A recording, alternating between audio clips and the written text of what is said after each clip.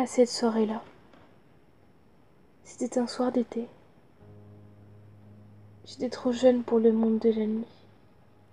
Mais je me sentais déjà si grande dans ma tête. Comme si tout m'était déjà permis. J'avais soif en ma destruction.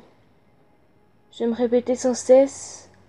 Et puis, peu importe ce qui peut m'arriver, je ne suis plus à ça près. Les heures passèrent. Et j'étais enfin ivre.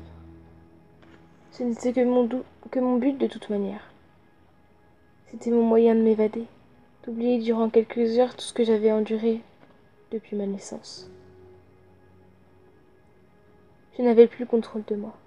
C'était comme si mon âme avait quitté mon corps, que je devenais spectatrice de ma vie.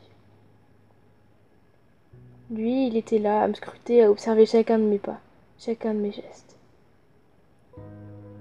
Il savait qu'il ne me laissait pas indifférente. Il savait à quel point l'alcool me rendait vulnérable, et il en a profité. Il s'est approché de moi. Il m'a tendu sa main et m'a promis mille et une choses, qui n'étaient qu'un leurre à ses yeux, mais un véritable rêve au mien. Il avait profité de mon jeune âge et de ma naïveté pour me faire croire mille et une choses impossibles. Moi, je ne voyais rien de tout ça.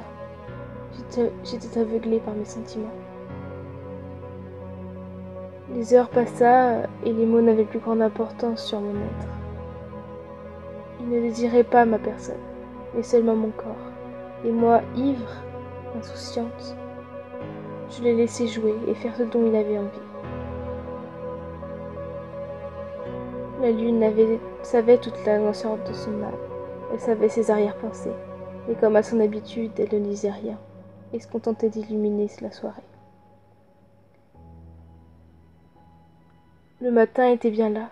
Je me réveillais avec un sourire que moi-même n'avais plus eu l'occasion de voir depuis bien longtemps. Mais en me voyant seule, dans ce lit immense, ce sourire me quitta aussitôt, et je me mis à lire ces quelques mots qu'il m'avait lui-même écrits pour me faire ses adieux.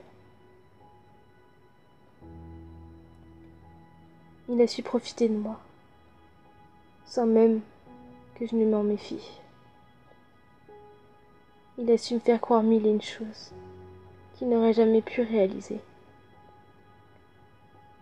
Il a seulement mis un terme à ce qui restait de moi.